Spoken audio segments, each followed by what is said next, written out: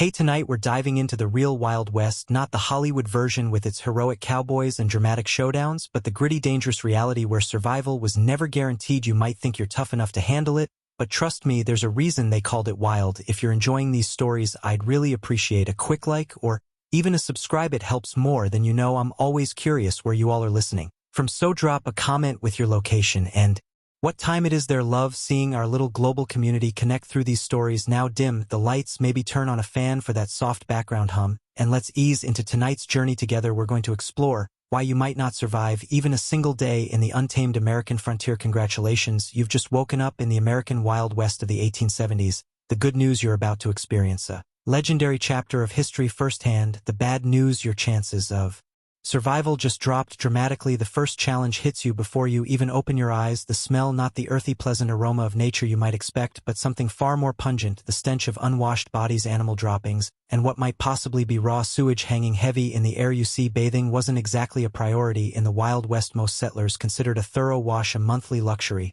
and that's being generous. Some went entire winters without a proper bath. Water, you know, was precious out here, and using it to clean yourself seemed wasteful when you needed it for drinking and cooking. As you drag yourself from your bed, which is likely just a straw-filled mattress crawling with bed bugs, you realize how every muscle in your body aches. Life in the 1870s frontier involved constant physical labor from dawn until dusk. There were no weekends off, no vacations, and certainly no ergonomic considerations. Whether you were a farmer, miner, or ranch hand, your body was your primary tool, used until it broke down. You might think you work hard in your modern life, but frontier labor was something entirely different. Backbreaking work that left even the strongest people permanently hunched and arthritic by their 30s. Imagine spending 14 hours plowing fields, hauling water, chopping wood, or working deep underground in a mine shaft. No wonder the average lifespan was only about 35 years. Standing on the dusty floor, you notice the chill in the air. If it's winter, your cabin might be 20 degrees below freezing inside. If you had a fireplace, you'd have let it burn down overnight to save precious fuel. Good luck finding central heating or thermal underwear in this century.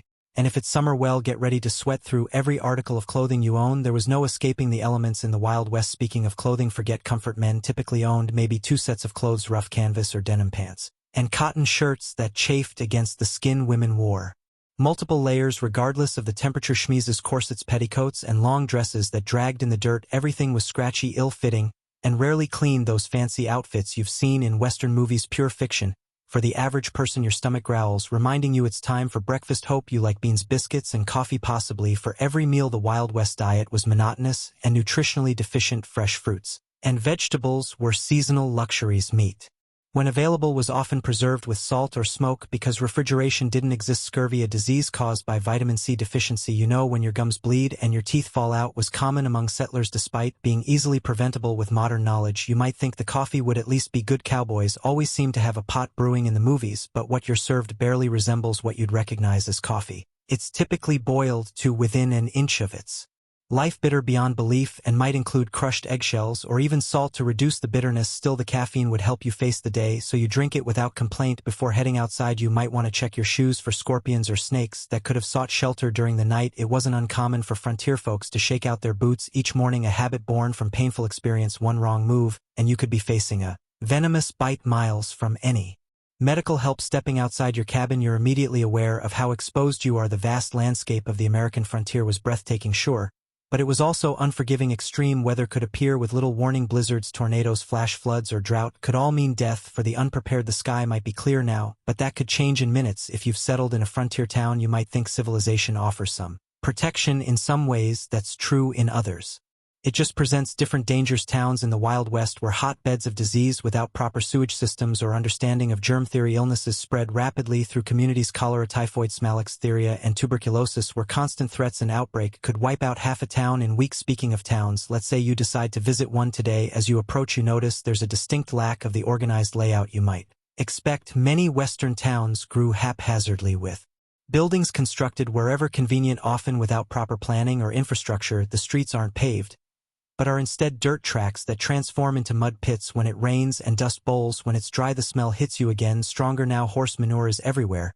Because horses are the main transportation, there are no street cleaners or sanitation departments. In some towns, the accumulated waste could be knee-deep in heavily trafficked areas. Flies swarm around you, and you realize Why disease spreads so easily here. As you walk down the main street, you pass the saloon, likely one of the busiest establishments in town. Contrary to Hollywood depictions, saloons weren't glamorous places with swinging doors and piano players. Most were crude one-room affairs with rough plank bars and basic furniture. The liquor served wasn't fine whiskey aged in oak barrels, but raw alcohol often mixed with tobacco juice, pepper, turpentine, or even gunpowder to give it extra kick. A single drink could blind you if you were unlucky. The saloon represents another deadly aspect of frontier life: violence. These establishments were frequently sites of deadly confrontations, not because of formal duels or showdowns, but because of drunken arguments that escalated quickly. In a heavily armed society, the romanticized gunfights of Western movies were rare. Most violence was impulsive, messy, and over trivial matters. Speaking of being armed, you'll notice almost everyone carries a weapon of some kind, but not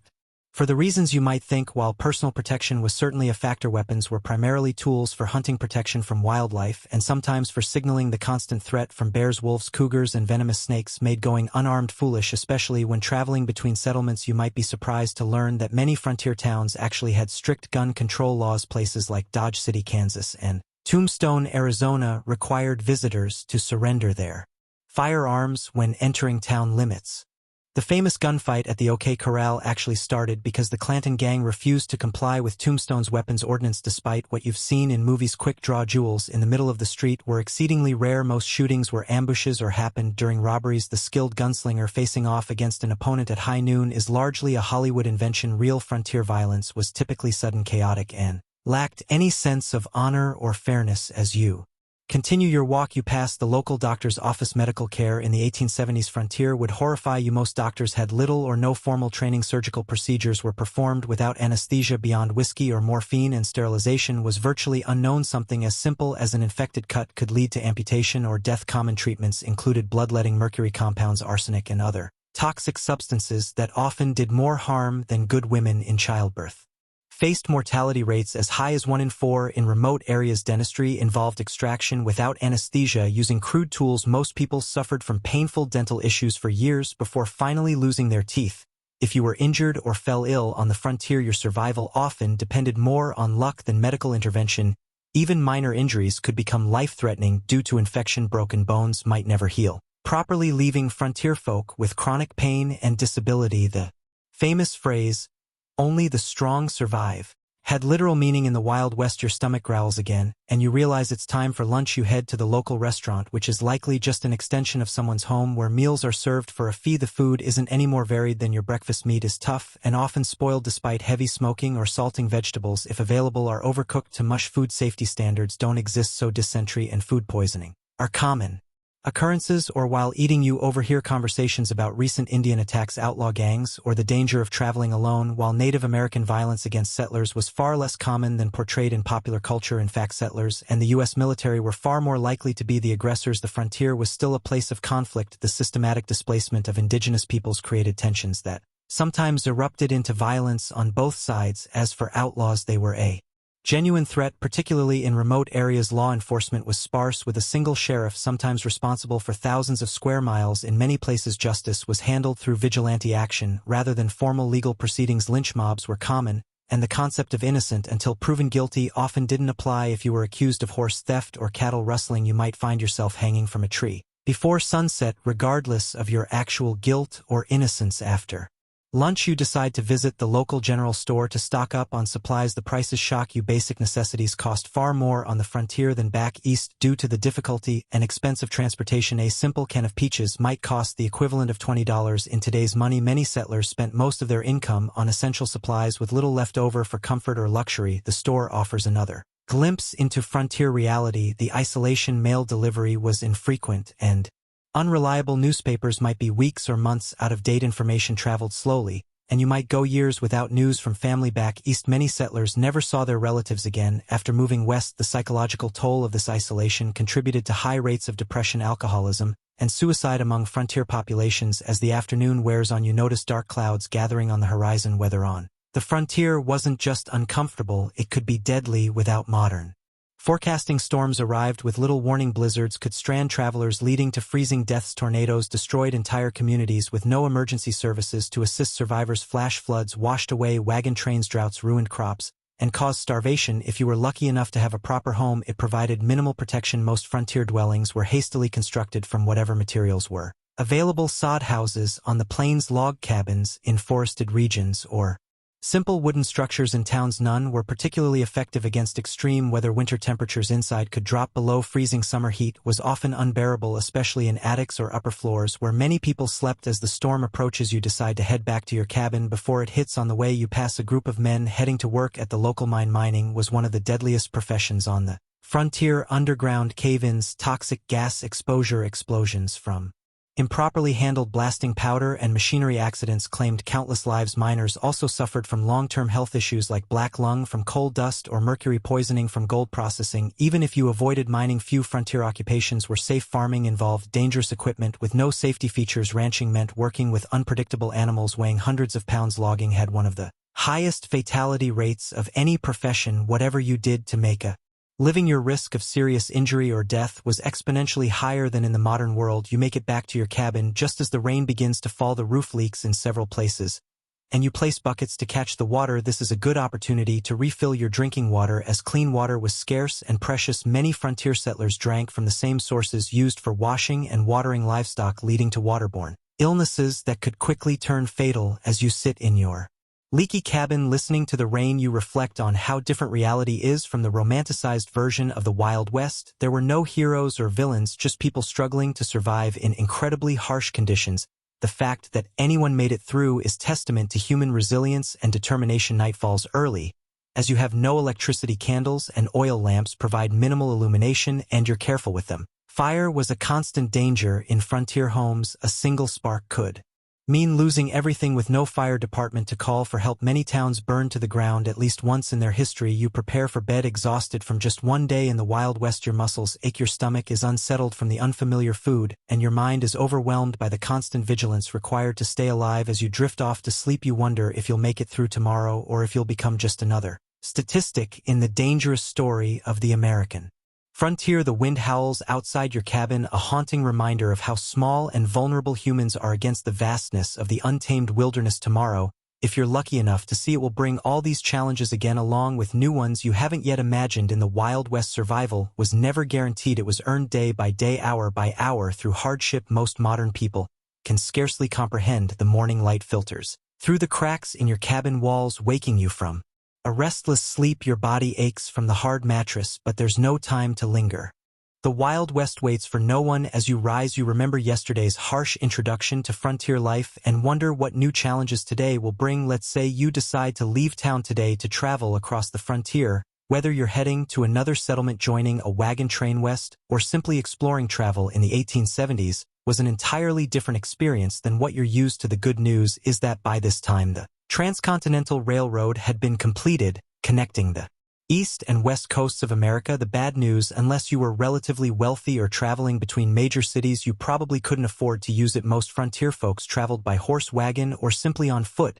If you owned a horse, consider yourself fortunate. Horses were expensive to buy and maintain, putting them out of reach for many settlers. A good horse might cost the equivalent of several months' wages. Then you needed saddles, bridles, feed, and veterinary care, though veterinary care often meant shooting the animal if it broke a leg or developed certain illnesses. Riding itself was no pleasure. Cruise saddles in the 1870s weren't designed for comfort, but for function. Hours in the saddle left even experienced riders with blisters and aching muscles, and if your horse spooked at a snake or sudden noise, which happened frequently, you could easily be thrown, potentially suffering broken bones or worse, miles from any help. If you couldn't afford a horse, you might travel by wagon. Forget the romantic image of pioneers cheerfully rolling across pristine prairies. Wagon travel was brutally uncomfortable. The vehicles had no suspension system beyond the slight given wooden wheels, meaning you felt every rock, rut, and hole in the trail. The constant jarring caused wagon sickness similar to seasickness, leaving travelers nauseous, and miserable roads, if they existed at all, were typically just dirt tracks carved by previous travelers.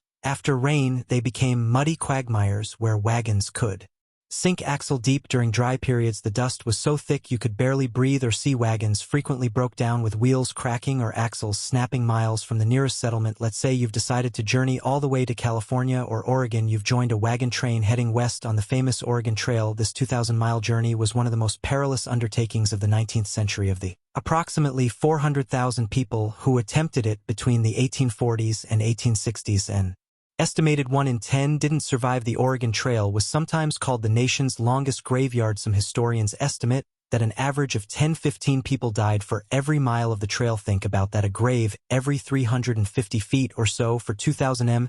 The trail was lined with makeshift crosses and stone markers, many without names, as families were forced to bury loved ones and continue their journey. Disease was the #1 killer on the Oregon Trail. Cholera, a bacterial infection, spread through contaminated water, was particularly devastating. This horrible illness, caused severe diarrhea and vomiting, draining the body of fluid so quickly that a person could be healthy at breakfast and dead by dinner. There was no effective treatment available. Wagon trains would sometimes lose dozens of people in a single cholera outbreak. Other diseases like dysentery, typhoid, and mountain fever claimed countless lives. Children were especially vulnerable, with many families losing multiple children.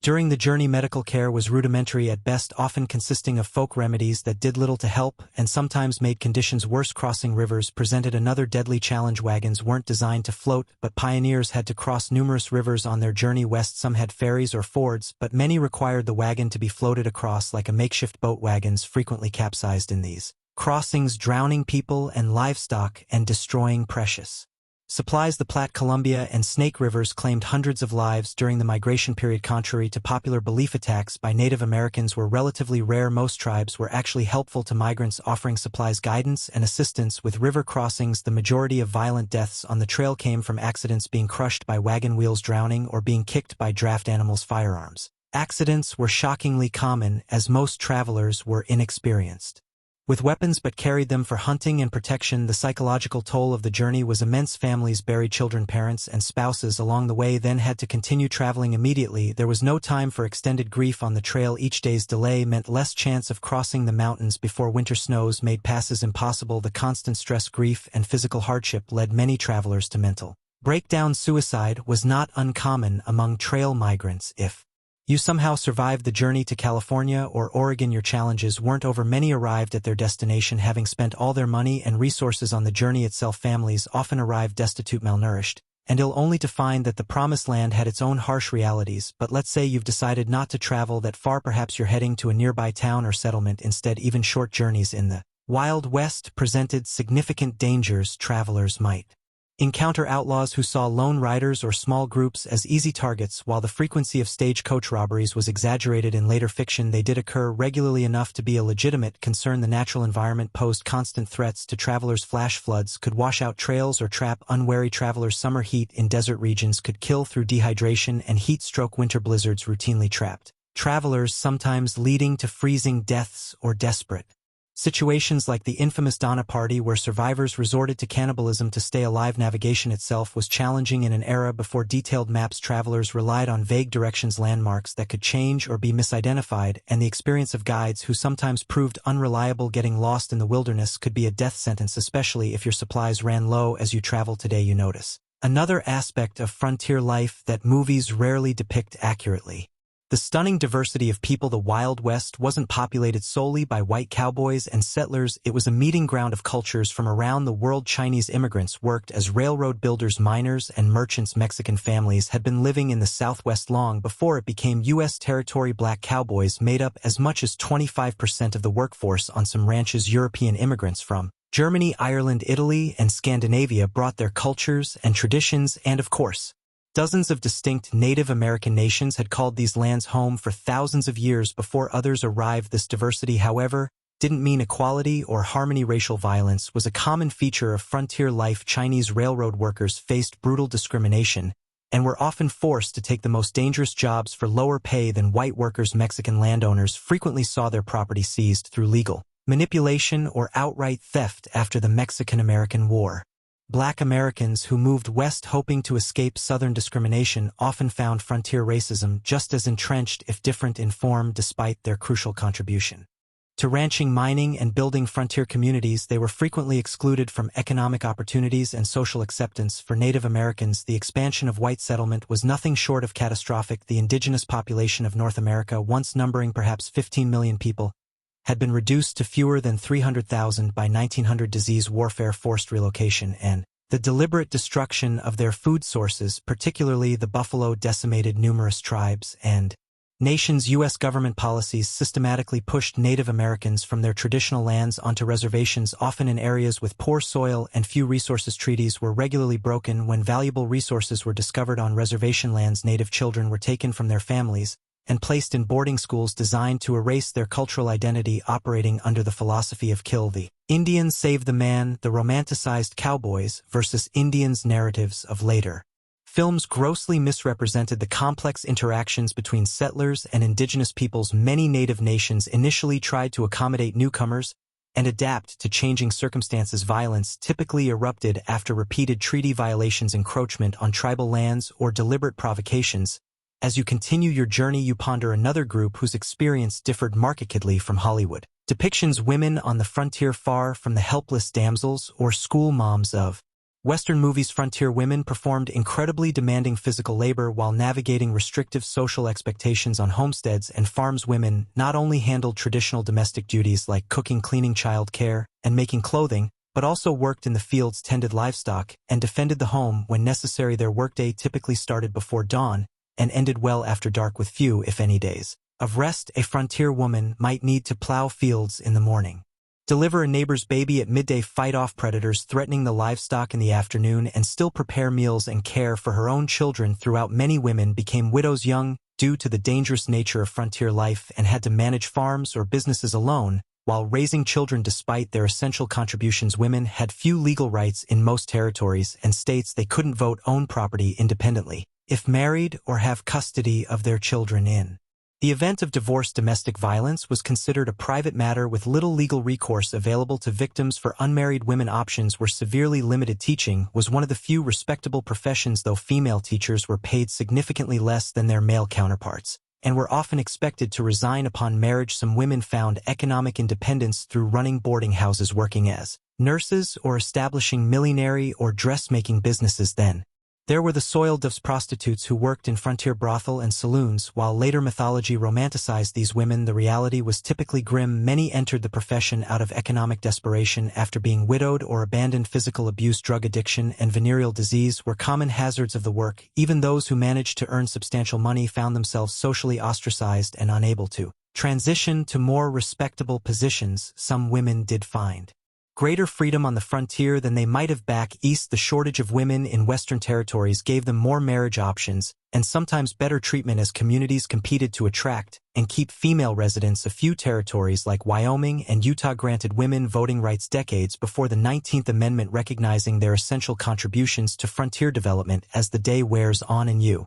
continue traveling, you might wonder about law enforcement in this supposedly lawless land. The reality was complex and varied widely by location. Major cities and towns typically had some form of organized law enforcement, but vast rural areas had minimal, if any, official protection. County sheriffs were elected officials responsible for maintaining order across sometimes enormous territories. A single sheriff might be the only law enforcement for thousands of square miles, making regular patrols impossible. They relied heavily on deputizing ordinary citizens during emergencies, creating posies to pursue criminals or respond to violence. Town marshals handled law enforcement within town limits, sometimes with a few deputies in larger settlements. These positions were often dangerous and poorly paid, attracting a mix of dedicated public servants and those who enjoyed the power the badge provided. Some famous lawmen like Wyatt Herb moved between legitimate law enforcement and more questionable enterprises throughout their careers. Federal marshals had jurisdiction throughout territories and states, but were few in number.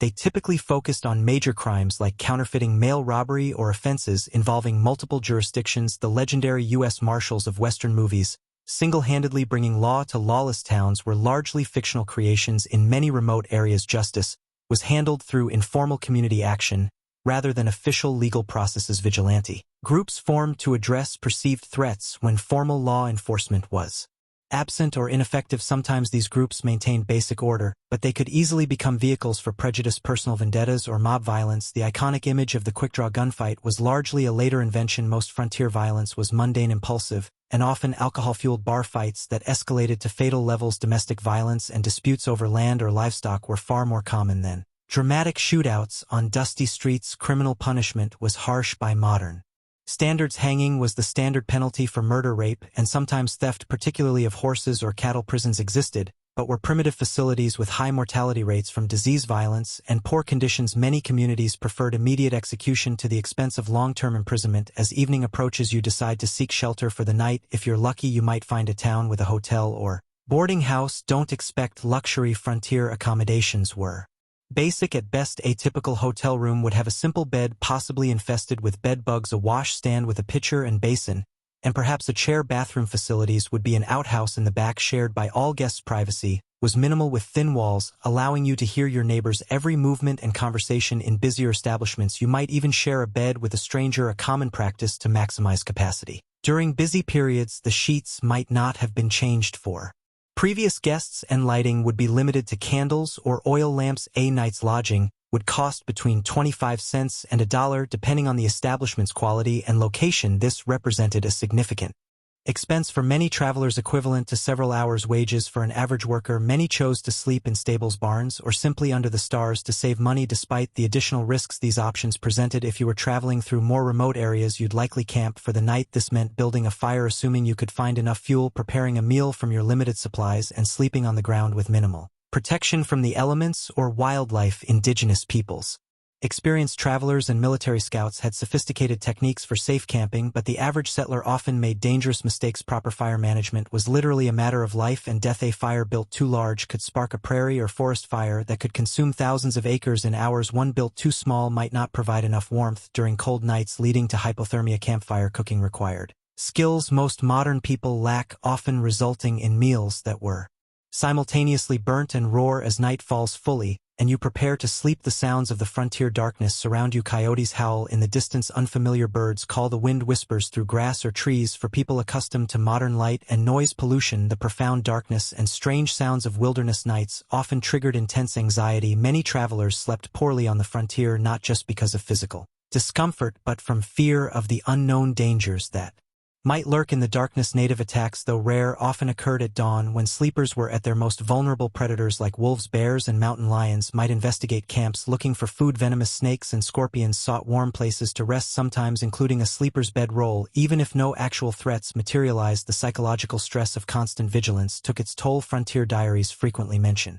exhaustion, not just from physical labor, but from the mental strain of perpetual alertness. Modern people, accustomed to locks, alarms, and the security of dense population, would find the vulnerability of frontier sleeping arrangements profoundly disturbing. As you drift towards sleep, you reflect on the day's journey. Travel in the Wild West bears almost no resemblance to its sanitized, romanticized portrayal in later entertainment. It was grueling, dangerous, and uncomfortable beyond what most modern people could endure. The skills required from navigation without maps to making emergency repairs to handling firearms safely took years to develop, and mistakes were often fatal. The darkness deepens, and the sounds of night creatures grow louder. Tomorrow will bring new challenges. If you survive the night, perhaps you'll reach your destination, or perhaps you'll become just another unmarked grave along the trail. One more statistic in the perilous story of westward expansion: the Wild West forgave no weakness and offered no second chances. Every day survived was a victory against overwhelming odds. The new day dawns on the frontier, and you've somehow survived the night, a victory in itself. In the Wild West, as you rub the sleep from your eyes and stretch your aching muscles, you contemplate what direction your frontier experience might take today. Perhaps you'll try your luck in one of the booming mining towns where fortunes are supposedly made overnight. You've heard stories of the California gold rush, the Nevada silver strikes, and the Colorado mining booms. Tales of ordinary men finding nuggets the size of chicken eggs and becoming wealthy overnight have drawn hundreds of thousands west. What these stories don't mention are the brutal realities awaiting those who chase mineral dreams. Let's say you decide to try your hand at mining. What would that actually entail? First, you'd need to stake a claim, which means finding unclaimed land with potential mineral deposits. Increasingly difficult by the 1870s, as the easiest and richest areas were claimed years earlier. If you were lucky enough to find a promising spot, you'd need to register your claim at the nearest government office and pay the required fees, which could be substantial. Then the real work would begin, and it was some of the most physically demanding labor imaginable. For placer mining, searching for loose gold in streams, you'd spend hours bent over in ice-cold mountain water, sifting through sediment with a pan or sleeve box. Your hands would crack and bleed from constant exposure to water and rough materials. Your back would ache from the hunched position, and after all that effort, you'd be lucky to find a few tiny flakes of gold worth pennies. If you ventured into hard rock mining, digging for veins of or in the mountains, the dangers multiplied exponentially. Tunneling into unstable rock without modern safety equipment or engineering knowledge led to frequent cave-ins that crushed miners where they stood poorly ventilated shafts filled with toxic gases. Like carbon monoxide, odorless but deadly, suffocating. Miners who had no warning of the danger blasting with black powder or dynamite to break through rock was incredibly hazardous. Miners frequently lost fingers, hands, eyes, or lives when charges detonated prematurely or thrown rock fragments became deadly projectiles. The thunderous noise and constant percussion of blasting left many with permanent hearing loss even if you avoided immediate catastrophes. The long-term health effects were devastating.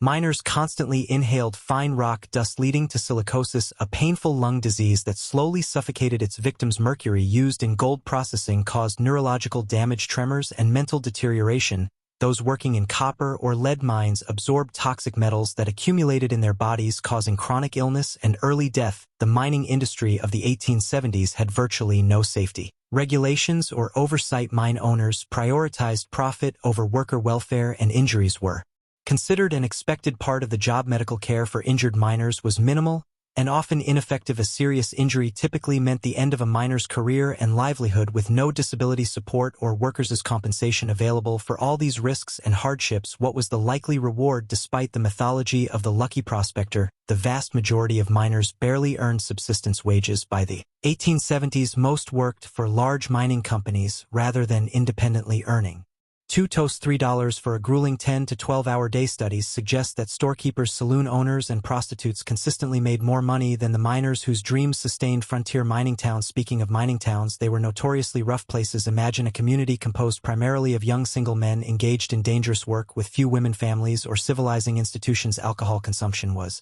astronomical. The average mining camp resident consumed several times more alcohol than the typical American. Today, violence was commonplace, with fights, stabbings, and shootings occurring regularly. Sanitation in mining camps was typically abysmal, with minimal planning or infrastructure. Human waste and garbage accumulated in streets and waterways. Typhoid, cholera, and dysentery spread rapidly in these conditions. During warm months, the stench could be overwhelming and swarms of flies spread disease from waste to food if you managed to find valuable, or you faced the challenge of converting it to cash. Banking in the Wild West was primitive and often predatory. Many mining towns had no banks at all, forcing miners to carry gold dust or making them targets for theft. Some saloons and general stores offered to buy gold, but frequently at rates far below actual value, taking advantage of miners' limited options. Where banks did exist, they operated with minimal regulation or oversight. Bank failures were common, often wiping out customers' life savings without warning or recourse. Many bankers were little more than confidence men who established storefronts, collected deposits, and disappeared overnight with all the funds without federally backed currency paper.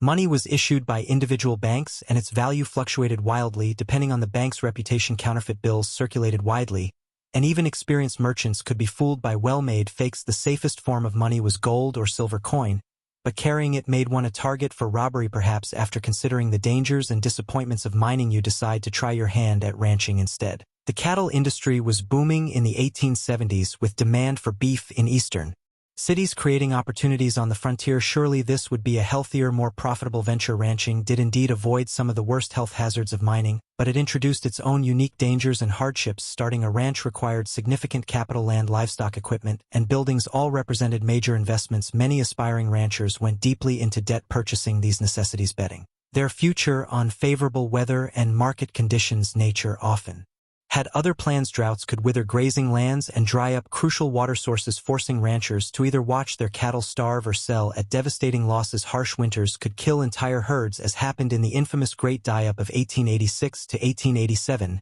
when up to 90% of cattle on northern ranges froze or starved to death.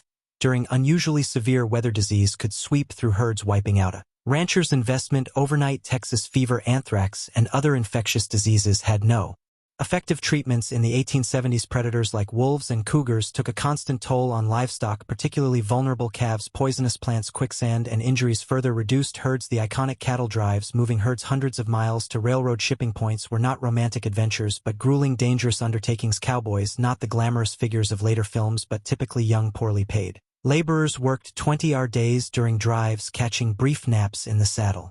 As they moved thousands of animals across difficult terrain, these drives faced constant threats. River crossings could turn deadly in minutes if animals panicked, creating deadly pileups that drowned cattle and cowboys alike. Stampedes, which could be triggered by something as simple as a lightning strike or a snapping twig, turned thousands of 1,500-pound animals into an unstoppable, destructive force. Cowboys caught in stampedes were Often trampled to death, the cowboy's life was far from the freedom.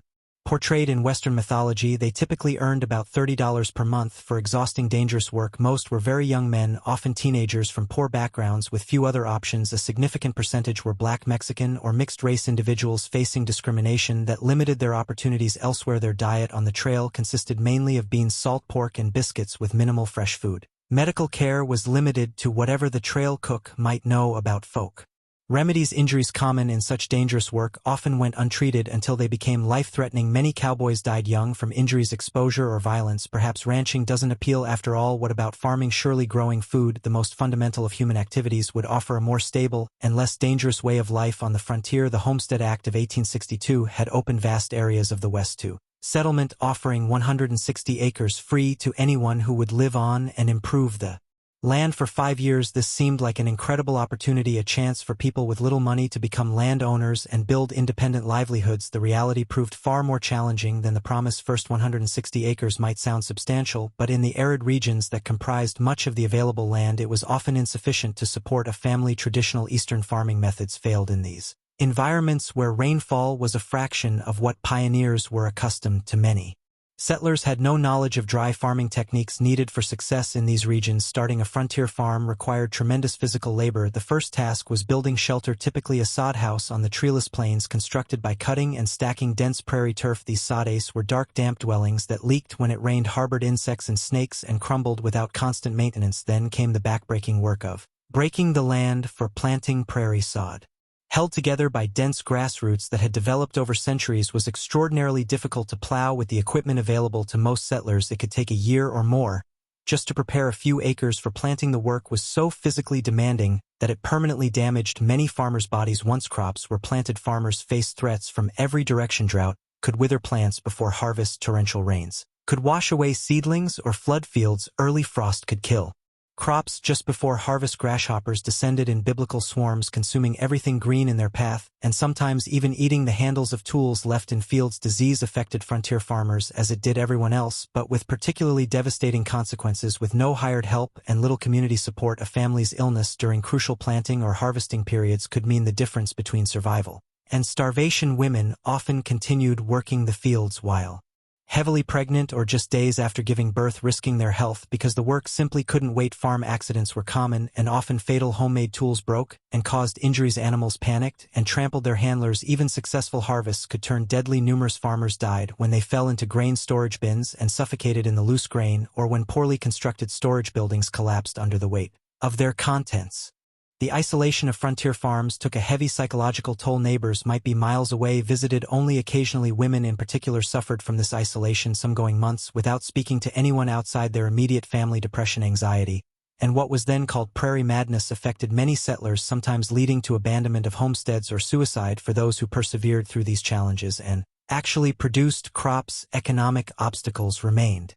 Transportation to markets was difficult and expensive. Without refrigeration, perishable products had to be sold quickly or preserved. Large agricultural corporations and railroad companies used their influence to keep crop prices low and transportation costs high, squeezing independent farmers from both directions. By the 1870s, another option was emerging on the frontier: working for wages in the growing towns and industries. Perhaps this offered a safer, more stable path than the high-risk ventures of mining, ranching, or farming. Wage labor did avoid some of the worst physical dangers and financial risks of independent enterprises, but introduced its own hardships. Industrial safety standards were virtually non-existent. Workers in frontier factories, mills, and workshops suffered horrific injuries from unguarded machinery. Construction workers built increasingly tall structures without harnesses or safety equipment, leading to frequent fatal falls. Railroad work was particularly dangerous. Track layers worked with minimal equipment under brutal conditions, suffering high rates of injury and death from accidents, heat stroke, and exhaustion. Chinese workers, who built much of the transcontinental railroad, were often assigned the most dangerous tasks, such as handling unstable explosives to blast through mountain passes. Working hours were long by modern standards, typically 10-12 hours per day, 6 days per week. Pay was low, with most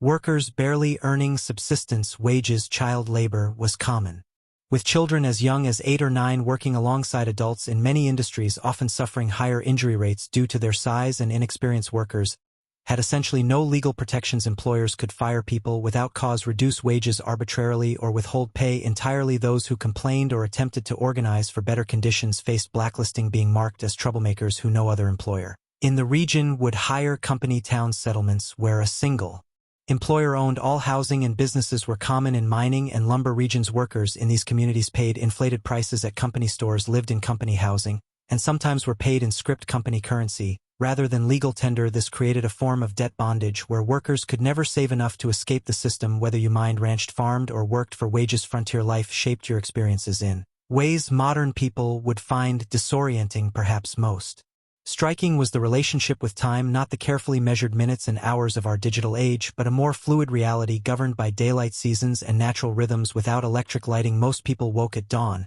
and slept shortly after sunset, their active hours expanding and contracting with the seasons. Work wasn't measured in 8-hour shifts, but by tasks that needed completion. Fields plowed, cattle moved or extracted. During harvest or roundup, people might work from first light until well after dark for weeks without a break. During winter, many rural workers had periods of relative inactivity when fields lay dormant or cattle needed minimal tending. The concept of punctuality, so central to modern life, had limited relevance on the frontier. With few clocks and limited need for precise timing in most activities, people operated on approximate schedules. Stagecoaches and later trains introduced more precise times to the west, but outside these specific contexts, morning or after dinner were sufficiently specific time designations for most purposes. Entertainment and leisure looked nothing like their modern counterparts. After exhausting workdays, most frontier folks had little energy for complex activities. Conversation around the fire, storytelling, or simple card games were common evening pastimes. Music was popular when instruments and skilled players were available, with fiddles, harmonas, and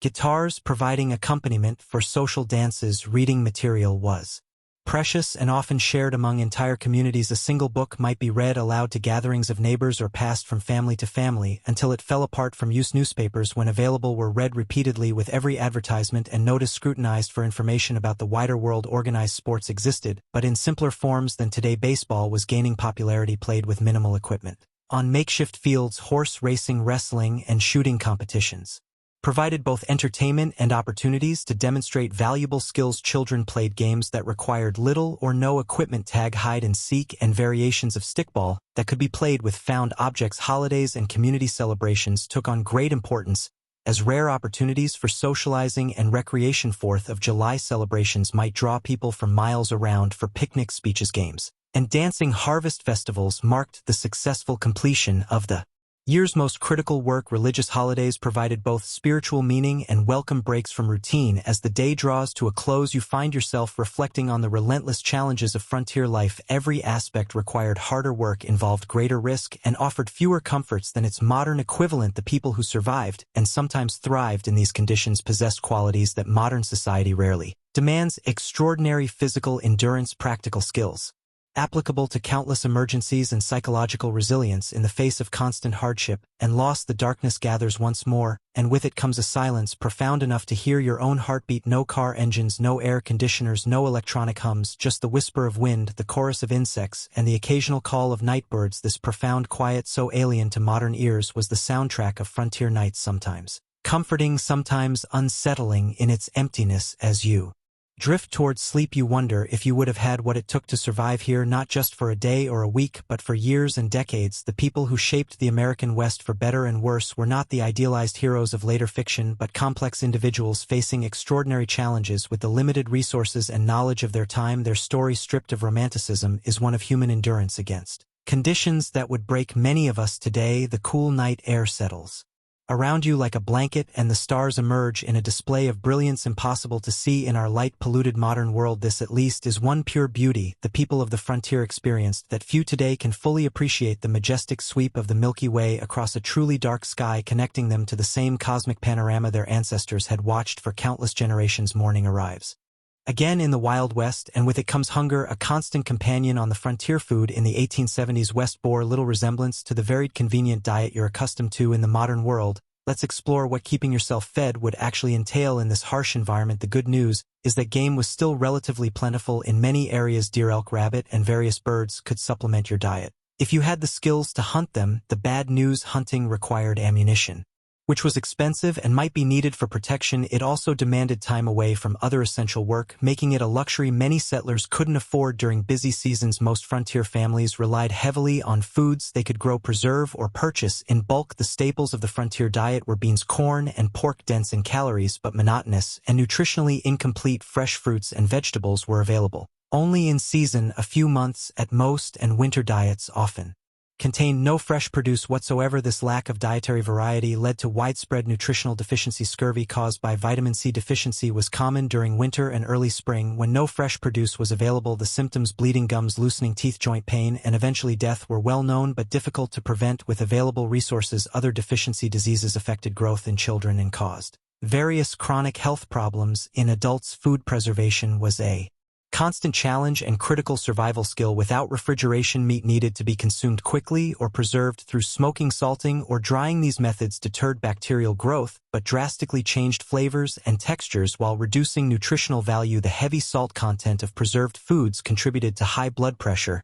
and other health issues. Women spent enormous amounts of time preserving food when it was abundant for use during scarce periods. Vegetables were pickled in vinegar, or fermented fruits were dried or preserved with sugar if available. Root vegetables might be stored in root cellars, underground spaces that maintained cool temperatures. These preservation efforts were not optional activities, but essential survival work that could determine whether a family would eat during winter. Food storage presented its own problems. Properly prepared preserved foods could last months or even years, but improper techniques led to spoilage and potentially deadly food poisoning. Additionally, stored food attracted pests. Rats, mice, and insects consumed portions of most stored food supplies, and their droppings contaminated what remained. Most frontier families simply accepted a certain amount of insect parts and rodent droppings in their flour, beans, and other staples as unavoidable. Cooking itself was far more labor-intensive than modern people can easily comprehend. Meals were prepared over open hearths or wood-burning stoves that required constant attention and fuel. In woods, scarce prairie regions, women and children might spend hours gathering buffalo chips, dried manure, or twisted grass to burn as cooking fuel. Water had to be hauled from wells or streams, often hundreds of pounds per day, for cooking, cleaning, and drinking. Even with these efforts, meals lacked the variety and flavor profiles modern people expect. Spices were expensive luxuries used sparingly, if at all. Sugar and coffee were treasured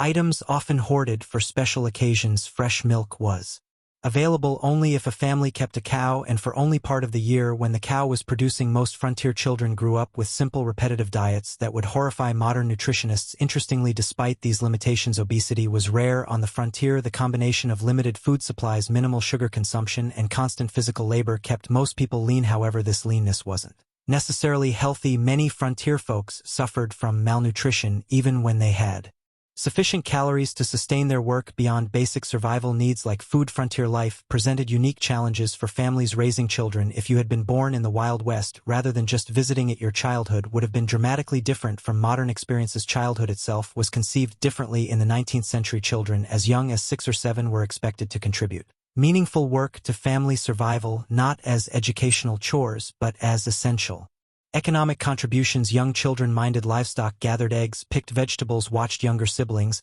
and helped with countless other tasks that freed adults for heavier work. By age 10 or 12, most frontier children worked alongside adults at nearly adult capacity. Boys followed fathers into fields, barns, or workshops, learning skills through direct participation rather than formal instruction. Girls worked with mothers, learning the complex domestic skills necessary for frontier homemaking. Not simple housekeeping, but the production of essential goods like clothing, preserved food, candles, and soap. This early adulthood extended to other areas of life. Children were not sheltered from the harsh realities around them. They witnessed births, deaths, slaughtering of animals, and the sometimes violent conflicts of frontier communities. They were expected to understand and adapt to these realities rather than being protected from them. Education, as modern people understand it, was limited and inconsistent on the frontier. In established town, schools might operate for a few months each year, typically during winter when agricultural work was minimal. One teacher, often barely educated themselves, might be responsible for students ranging from 5 to 17 years old, all studying in a single room. Physical conditions in these schools were challenging. Buildings were poorly insulated, leading to freezing conditions in winter and stifling heat in warmer months. Supplies were minimal, perhaps a few shared textbook slates for writing that had to be constantly erased and reused, and minimal paper that was treated as a precious resource. Corporal punishment was the standard disciplinary approach, with whipping or beatings administered for infractions as minor as whispering or failing to memorize assigned material. In more remote areas, formal schooling might not exist at all. Some families conducted home education using whatever Books were available, but many frontier children received only the most basic literacy and calculation skills, if that. Their education focused instead on practical knowledge, how to predict whether track animals, prepare soil for planting, treat common injuries, and perform the countless other tasks essential for survival. Child mortality remained devastatingly high throughout the frontier period. Approximately 1 in 4 children died before reaching adulthood, with the highest risk in the first 5 years of life. Diseases that modern medicine easily prevents or treats. Measles, diphtheria, scarlet fever, whooping cough routinely killed or permanently disabled young children. Accidents claimed many more, as child safety was a foreign concept in an era where survival demanded risk-taking. The psychological impact of this mortality on both children and parents is difficult for modern people to comprehend. Most children grew up watching siblings die. Parents expected to lose children and often gave the same name to a subsequent child if an older sibling died young. A practice that seems strange today but reflected the different relationship with mortality in an era when death was an everyday presence. Perhaps nothing illustrates the gulf between frontier and modern life more clearly than approaches to health and medicine. If you became ill or injured in the 1870s West, your experience would bear almost no resemblance to modern health care. The first difference would be the absence of professional medical care. In most situations, doctors were scarce, with many communities having none at all. Those who did practice on the frontier often had minimal training, perhaps a brief apprenticeship or a few months at a medical college. Their knowledge reflected medical science of the era, which still relied heavily on theories like humoral balance that had more in common with medieval medicine than modern practice. Without access to professional care, most health issues were addressed through home remedies and folk medicine. Every community had people, usually women, known for their healing skills, drawing on traditions brought from various cultures.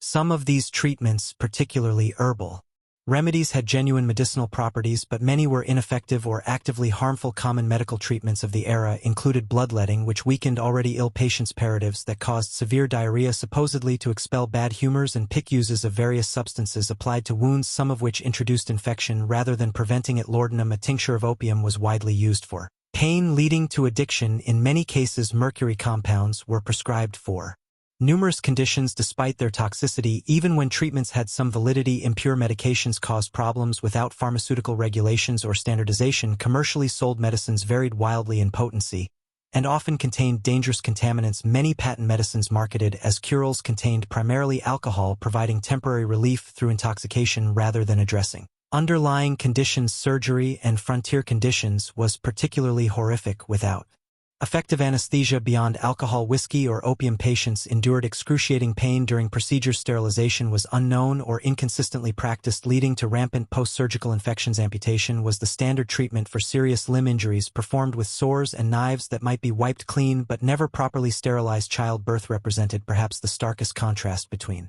frontier and modern medical experiences. Women typically gave birth at home, attended by a midwife if one was available, or female relatives, if not without prenatal care. Many complications weren't identified until labor was underway. Breech births, hemorrhage, and other emergencies that modern medicine handles routinely often resulted in the death of mother-child or both. Maternal mortality rates on the frontier were approximately 1 death per 100 births, more than 100 times higher than in developed countries today. Many women approached each pregnancy knowing it might be their last experience in life. Men's diaries and letters from the period frequently mention the heartbreaking reality of raising children alone after losing wives in childbirth. The combined impact of inadequate nutrition, constant physical strain, minimal preventive care, and primitive treatment options meant that frontier populations experienced health outcomes more similar to developing nations today than to modern America. Life expectancy at birth was under 40 years, with those surviving childhood likely to suffer chronic health problems by their 50s if they lived that long. Beyond these material hardships, frontier life imposed a form of isolation and disconnection that modern people accustomed to instant global communication would find almost unbearable. This isolation shaped frontier psychology and culture in profound ways. Communication with distant family or friends occurred at the speed of physical transportation.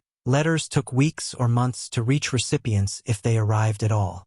News traveled slowly and unreliably, often distorted through retelling. Major events might not become known in remote areas until months after they occurred. This information vacuum contributed to a highly localized worldview where distant events seemed abstract and irrelevant compared to immediate community concerns. The isolation was particularly difficult for those accustomed to more settled environments. Women who had grown up with close female friendships and family networks often found themselves alone for days or weeks while husbands traveled for supplies or worked. Their diaries frequently mention crippling loneliness and the psychological strain of having no adult conversation for extended periods. This isolation sometimes led to what contemporary accounts called prairie madness, severe depression, anxiety, and occasionally psychosis triggered by the combination of isolation, constant work, and environmental hardships. Some affected individuals became violent toward family members or committed suicide. Others simply abandoned their homesteads and returned east, unable to endure the psychological pressure of frontier life. Even in established communities, social connections were limited by practical constraints. Visiting neighbors might require traveling several miles each way, a significant undertaking when time was precious and transportation limited to walking or horseback. Formal social gatherings were infrequent,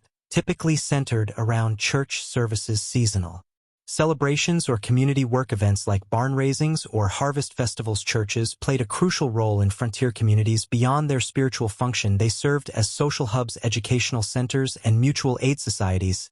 Even those with limited religious conviction often participated in church activities for the community connection they provided. Religious leaders, ministers, priests, or lay preachers frequently took on roles far beyond religious guidance, serving as teachers, dispute mediators, and community organizers. The establishment of community institutions marked important milestones in frontier development. Building a school, church, or meeting hall represented a commitment to permanent settlement rather than temporary exploitation. These institutions helped transform mining camps or trading posts into towns with collective identities and shared futures. The creation of local governments, rudimentary as they often were, similarly marked transitions from frontier chaos to established community. Frontier communities also developed distinctive forms of mutual aid and collective action necessary for survival in harsh conditions. Barn raisings and house raisings allowed families to complete large construction projects impossible for individual households. Harvest teams moved from farm to farm, ensuring crops were gathered before weather could destroy them. Spontaneous search parties formed when children went missing. These cooperative traditions reflected the practical reality that no individual or family could survive the frontier entirely through self-reliance. This community interdependence existed alongside the individualism that later became mythologized in frontier narratives. Both elements were necessary responses to frontier conditions: self-reliance for daily survival, community cooperation for challenges beyond individual capacity. The tension between these values shaped frontier culture and continues to influence American attitudes toward government, community, and individual responsibility. As another day in the Wild West draws to a close, you find yourself contemplating the mental and emotional resilience required to endure such conditions year after year. The people who populated the American frontier weren't superhuman. They suffered, struggled, and sometimes broke under the relentless pressure of their environment, but many adapted and persevered, developing skills and perspectives that allowed them to find meaning and even joy amid hardship. The darkness settles around you once more, bringing with it the profound silence of the pre-industrial night. The day's experiences have given you a glimpse into a world both familiar and utterly alien, a world where survival required constant vigilance, where comfort was rare and luxury almost non-existent, where death was an everyday companion rather than a distant stranger. As sleep approaches, you wonder about the people who chose this life or had it thrust upon them by circumstance. What drove them west? What sustained them through blizzards, droughts, illness, and loss? What would they think of the world their struggles helped create? A world of abundance and security beyond anything they could have imagined, built on foundations they laid through exhausting labor and countless sacrifices. The questions follow you into dreams filled with endless prairies, towering mountains, and the faces of those who tamed the Wild West, not through romantic gunfights but through the quiet heroism of daily persistence against overwhelming odds. Their story, stripped of Hollywood glamour and frontier mythology, stands as a testament to human adaptability and the extraordinary courage of ordinary people facing extraordinary challenges. Dawn breaks on what will be your final day in the Wild West. As the golden light spills across the landscape, you take a moment to appreciate the raw beauty that drew so many westward. Despite the dangers and hardships, the frontier was a place of stunning natural grandeur. Vast prairies, rippling like oceans, mountains scraping the sky, canyons plunging into the earth's depths. This beauty at least wasn't a Hollywood invention, but even this relationship with the natural world differed profoundly from modern environmental perspectives. The frontier mentality viewed nature primarily as a resource to be conquered and exploited rather than preserved or protected. Timber was cut without consideration for regeneration. Game was hunted to the edge of extinction. In many regions, streams were diverted, polluted, or destroyed for mining operations with no thought for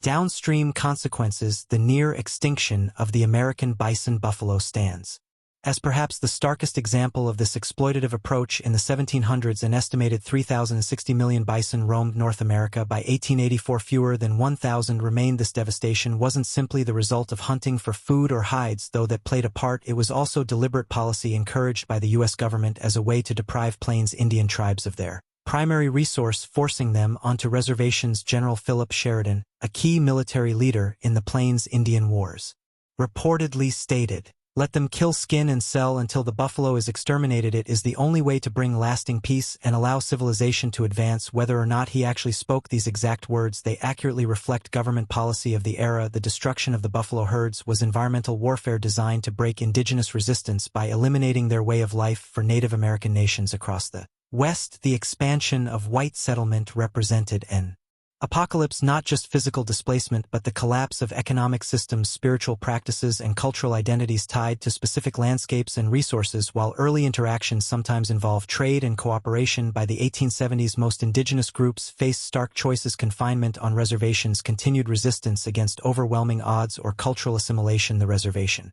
system itself represented a form of cultural genocide. Native children were forcibly removed from families and sent to boarding schools designed to kill the Indian and save the man, as Captain Richard H. Pratt, founder of the Carroll Indian Industrial School, infamously stated. These children had their hair cut short, were forbidden from speaking their languages, practicing their religions, or maintaining their cultural identities. The intergenerational trauma from these policies continues to affect Native communities today. Armed resistance against American expansion almost invariably ended in defeat, though some groups maintained independence longer than others. The Battle of the Little Bighorn in 1876, where combined Lakota, Northern Cheyenne, and Arapaho forces defeated Lieutenant Colonel George Armstrong Custer's 7th Cavalry, represented one of the last major indigenous victories. The subsequent military campaigns against these tribes were marked by increasing brutality, including attacks on villages and the killing of women and children. The tragedy of this cultural collision was heightened by the fact that many Native nations had sophisticated agricultural systems, complex governance structures,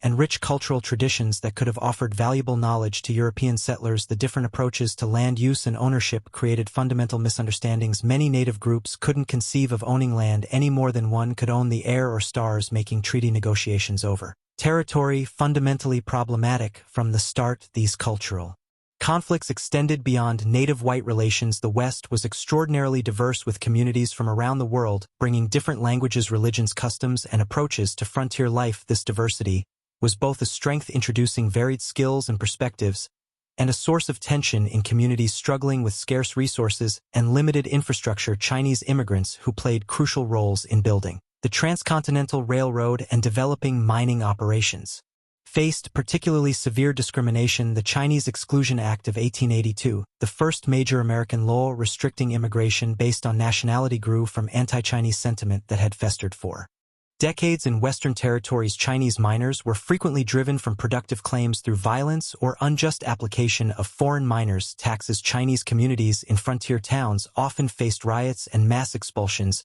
when economic conditions deteriorated. Mexicanos, many of whom had become U.S. citizens through territorial acquisition rather than immigration, similarly faced discrimination and displacement despite treaty guarantees protecting property rights. Following the Mexican-American War, many Mexican landowners saw their holdings taken through legal manipulation, intimidation, or outright fraud. Spanish-derived water rights systems that had functioned effectively for generations were replaced with English common law approaches, less suited to arid environments. Even European immigrants found that national and religious identities continued to matter on the frontier. Irish Catholics, German Lutherans, Scandinavian Protestants, Eastern European Jews, each group tended to establish distinct communities and maintained cultural practices from their homelands. These communities provided mutual support, but sometimes became targets for nivist sentiment when economic or social tensions arose. African-Americans who moved west after the Civil War hoped to find freedom from Southern oppression, but often encountered different forms of discrimination. Black cowboys, who made up approximately 25% of the workforce on some cattle operations, rarely received recognition in contemporary cans or later mythology. Black homesteaders established communities in several Western territories, but frequently faced organized resistance from white neighbors and discriminatory application of homestead laws. The collision of these diverse groups, each with their own values, practices, and expectations, created frontier communities far more complex and conflict-ridden than later Romantic depictions would suggest the melting pot metaphor popularized in later American mythology obscured. Both the persistent cultural distinctiveness of various groups and the power imbalances that determined whose cultures would be preserved and whose would be suppressed. As the day progresses, you find yourself in a frontier town undergoing rapid transformation, a transition happening across the West during the 1870s and 1880s, the initial phase of settlement characterized by individual prospectors, independent farmers, and small-scale enterprises was giving way to more organized corporate development. Of Western resources, the arrival of railroads catalyzed this transition. The Transcontinental Railroad, completed in 1869, dramatically reduced travel time between East and West for months. Today's subsequent branch lines penetrated previously isolated regions, connecting them to national markets and supply chains. This transportation revolution allowed large-scale extraction of Western resources for Eastern factories and enabled mass-produced Eastern goods to flood Western markets. These economic connections accelerated the integration of Western regions into national systems, but often disadvantaged small producers. Independent miners couldn't compete with large mining corporations that brought industrial methods and capital investment. Family farms struggled against agricultural enterprises operating on vast acreage. Small ranchers found themselves squeezed by cattle companies with investor backing and political connections. Corporate interests increasingly dominated political as well as economic structures. Railroad companies, mining conglomerates, timber interests, and large landholders exercised enormous influence over territorial and early state governments. Water rights, mineral claims, grazing access, and timber concessions were allocated through processes that typically favored those with financial and political power rather than small operators or community interests. This transition from frontier to integrated region wasn't simply economic but cultural. The rough-edged mining camp or cattle town gradually acquired institutions that signaled permanence and connection to wider society. Banks, schools, churches, newspapers, theaters, and fraternal organizations. Streets were surveyed, and sometimes paved. Wooden structures were replaced with brick and stone buildings. Local governments enacted ordinances regulating behavior that had previously gone ungoverned for many who had been attracted to the frontier. Precisely because of its freedom from Eastern constraints, these changes represented unwelcome domestication of the wild spaces they had sought. Some continually moved westward ahead of advancing civilization, seeking new frontiers. Others struggled to adapt to increasing regulation, competition, and social expectations. The mythological end of the frontier, declared in the 1890 census, represented real psychological and cultural challenges for those whose identities were tied to frontier conditions. Part of this transformation involved the taming, or at least management, of frontier violence. The iconic gunfighters and outlaws who would later dominate Western mythology operated in a specific historical window when formal law enforcement was establishing itself against pre-existing systems of personal and community violence. By the 1880s and 1890s, professional police forces and court systems had replaced vigilante justice in most established communities, though remote areas still saw occasional eruptions of frontier-style conflict resolution. The legendary figures who captured public imagination: Wild Bill Hickok, Wyatt Earp, Billy the Kid, Jesse James, operated in this transitional period, often moving back and forth between legal and illegal activities as circumstances changed. Their later mythologization obscured the complex, often morally ambiguous reality of their lives. Hickok, far from the perfect marksman of legend, shot bystanders in at least 2 gunfights. Earp worked variously as a lawman, gambler, brothel keeper, and vigilante across his career. The Robin Hood image attached to Jesse James ignored his Confederate guerrilla background and the innocent victims of his robberies. As evening approaches on your final day in the Wild West, you find yourself contemplating the gap between frontier reality and the mythology that would later emerge from it. Why did Americans and eventually the world become so fascinated with a romanticized version of this brutal period? What needs did these myths serve, and what truths did they obscure? Part of the answer lies in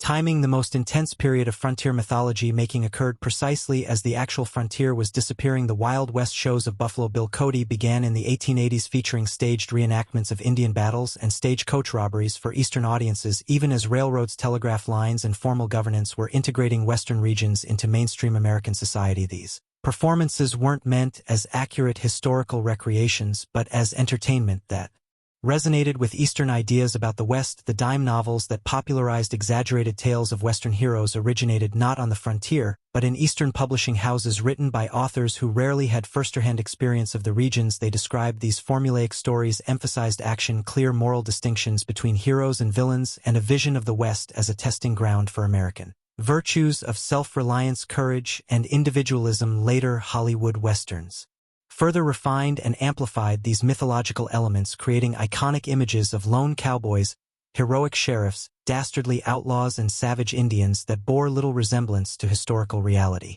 These films served psychological and cultural functions beyond entertainment. They offered reassuring narratives about American identity during periods of rapid social change and international challenges.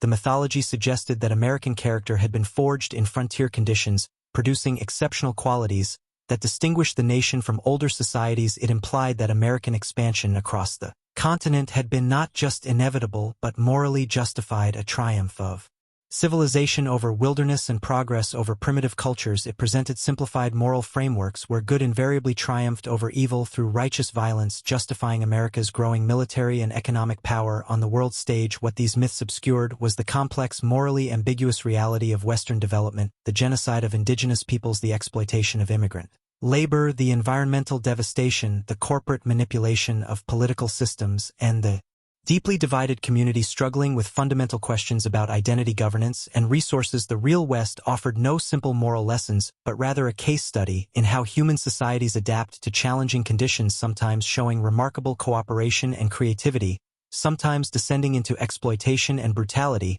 As darkness falls once more, you reflect on your brief journey through the unromanticized Wild West. You've experienced firsthand why the average person today, accustomed to abundant food, medical care, physical safety, and countless comforts unknown to frontier dwellers, would likely not survive even a single day in the actual conditions of the 1870s frontier. The skills, knowledge, physical conditioning, and psychological resilience required for frontier survival represent a way of life so distant from modern experience as to be almost unimaginable. Yet something about this world continues to fascinate us. Perhaps it's the raw honesty of a life stripped to essentials, where tasks have immediate consequences and achievements represent tangible victories against natural constraints. Perhaps it's the community interdependence that emerged from shared challenges, creating connections that transcended differences in background or belief.